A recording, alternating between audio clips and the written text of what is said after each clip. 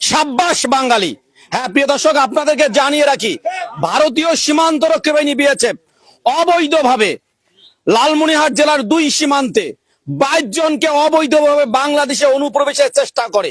দেখা মাত্রই বাংলাদেশের সীমান্তবর্তী লোকজন তা ঠেকিয়ে দেয় এবং বিজিবিকে খবর দেয়। পরবর্তীতে বাংলাদেশ বর্ডার গার্ড, বিজিবি এবং বাংলাদেশের সীমান্তের লোকজন মিলিয়ে এই ভারতীয় বিএসএফ যে অবৈধভাবে 22 জনকে বাংলাদেশে অবৈধভাবে অনুপ্রবেশের চেষ্টা করে তা বাধা দেয়। এই বাধার মুখে এখনো ওই অনুপ্রবেশের চেষ্টায় যে 22 জন, তারা কিন্তু এই মুহূর্তে ভারতীয় ভূখণ্ডে অপেক্ষা করছে। এল নিউজ অনলাইনে আপনাদের সাথে আছি আমি আসাদুজ্জামান সাজু। প্রিয় দর্শক, আপনাদেরকে জানিয়ে রাখি আজ লালমনিরহাটের হাতীবান্ধা উপজেলার ফকিরপাড়া ইউনিয়নের 2 নং ওয়ার্ড বুড়াসারডুবি এলাকায় ভারতীয় সীমান্তরক্ষী বাহিনী, আমরা যতটুকু জানতে পেরেছি, ছোট মধুসূদন ক্যাম্পের ভারতীয় সীমান্তরক্ষী বাহিনী বিএসএফ অবৈধভাবে 11 জনকে, কেউ বলছে আবার 12 জনকে অবৈধভাবে বাংলাদেশে পুষিনের চেষ্টা করে। একই ঘটনা ঘটছে পাটগ্রামের শ্রীরামপুর সীমান্তে। হ্যাঁ, সেই সীমান্তেও ভারতীয় সীমান্তরক্ষী বাহিনী বিএসএফ 10 জনকে অবৈধভাবে বাংলাদেশে পুষিনের চেষ্টা করে।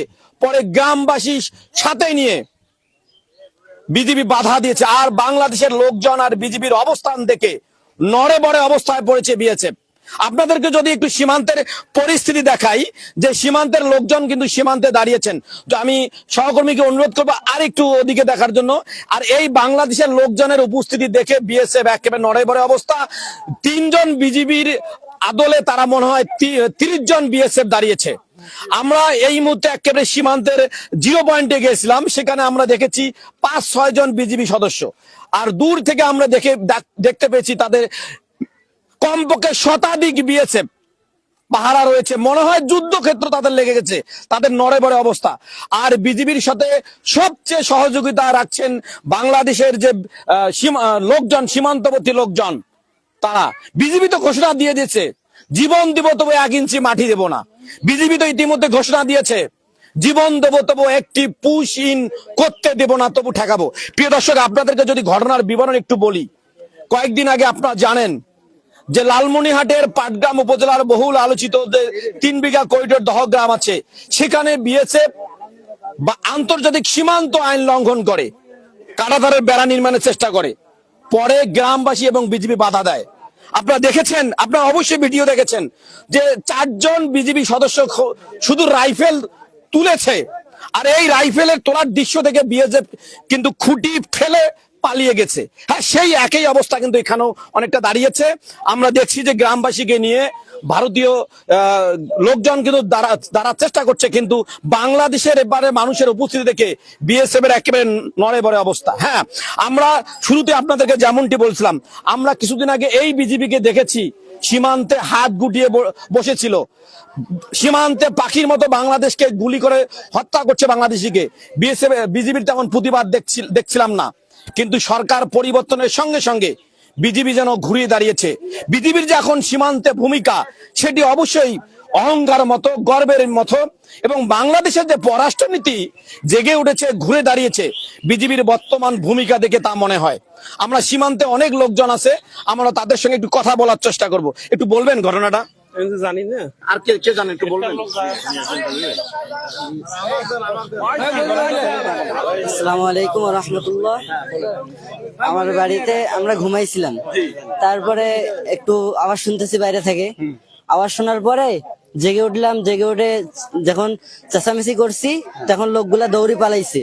তারপরে যখন বাংলাদেশে ঢুকে বন্ধ, হ্যাঁ, তারপরে যখন বাইরে বের হয়েছি, বাইরে বের হয়ে দেখি যে আরো 3 জন লোক বর্ডার থেকে, মানে সীমান্ত থেকে বাংলাদেশে প্রবেশ করতেছে। তাদেরকে আটক করেছি। তারপরে বাকি যে লোকগুলো ছিল ওইদিকে গেছে, ওইদিকে লোকজন আটক করেছে। ধন্যবাদ। আমরা আর 1-2 জনের সঙ্গে কথা বলি, একটু বলবেন।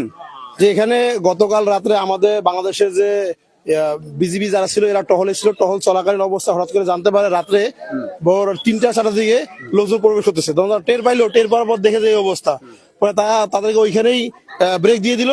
দিয়ে তো জানতে সকাল হইতে হইতে লোকজন আসতেছে। আমার কথা একটাই, যে এই যে ভারতীয় সরকার বাংলাদেশের সীমান্ত, প্রত্যেকটা বাংলাদেশের সীমান্ত এলাকায় যে লোক অনুপ্রবেশের চেষ্টা করতেছে, এটা আজকেই বন্ধ করতে হবে। তা নাহলে বাংলার জনগণ কিন্তু আর থামবে না। বাংলার জনগণ বাংলার বিএসএফ এর সঙ্গে যুদ্ধ লাগিয়ে যাবে, মোকাবেলা করবে। এবং এই যে আমাদের এখানে যত বাঙালি যারা আছে, আমরা সবারই একই কথা, যে ভারতে যে মুসলমানদের প্রতি যে অন্যায় অবিচার চলছে, এটা আজকেই বন্ধ করতে হবে। তা না হলে ওদেরকে মনে রাখতে হবে বাংলাদেশে কিন্তু মুসলমানের পাশাপাশি অন্যান্য লোক রয়েছে। ভারতে সরকার, ফাজিল সরকার যেটা শুভেন্দু, ও ভোট চুরি করার পরে ক্ষমতা আসার পর থেকে এটা বেশি করে শুরু হয়েছে। এবং তারা মুসলমানের প্রতি বেশি, আমি শুনতে পাচ্ছি এবার ঈদটা ভালোভাবে করতে দেয় নাই। তাহলে তাদেরকে আমরা কড়া হুঁশিয়ে দিতে চাই বাংলাদেশ থেকে। বাংলাদেশটা কিন্তু এটা শান্তিপূর্ণভাবে চলতেছে এবং সাম্প্রতিক কোনো দাঙ্গা নাই। হিন্দু, মুসলমান, বৌদ্ধ, খ্রিস্টান, মুসলমান সবাই সুন্দরভাবে চলতেছে। এটা তাদের সহ্য হইতেছে না, তাদের গা জ্বলতেছে। তারা মনে করতেছে কোনো একটা ইস্যুতে বাংলাদেশের সাম্প্রতিক দাঙ্গা শুরু করতে, তারই একটা মূল ইতিহাস এইটা। তারা এইভাবে 2, 4, 5 জন 10 জন বিভিন্ন সীমান্ত দিয়ে প্রবেশ করে দেবে, বাঙালি বিভিন্ন জায়গায় একটা বিশৃঙ্খলা সৃষ্টি করবে। এটা দিয়ে বাংলাদেশের ভিতরে একটা অশান্তি এবং অরাজকতা সৃষ্টি করার একটা কৌশল শুরু করতেছে। আমি যেমনটি বলছিলাম, এই যে ভারতে নতুন নরেন্দ্র মোদীর দল পশ্চিমবঙ্গে ক্ষমতায় আসার পর সীমান্তে কিন্তু পরিবেশ একেবারে ঘুরে দাঁড়িয়েছে। সীমান্তে তারা নিজে নিজে ঝগড়া লাগানোর চেষ্টা করছে। কিন্তু বাংলাদেশ একটি স্বাধীন সার্বভৌমত্ব দেশ। ভারত আমাদের প্রতিবেশী, আমরা প্রতিবেশী হিসেবে ভারতকে শ্রদ্ধা করতে চাই, ভারতকে প্রতিবেশী হিসেবে আমরা রাখতে চাই। কিন্তু ভারতের অপরাজনীতি, ভারতের প্রতিহিংসা, ভারতের কোনো অন্যায়, ভারতের কোনো অবিচার এই বাংলাদেশের মানুষ মেনে নেবে না। তার প্রতিফলন আমরা এই সীমান্তে আজকে দেখতে পেলাম। আসাদুজ্জামান সাজু, এলমুচ অনলাইন, লালমনিরহাট।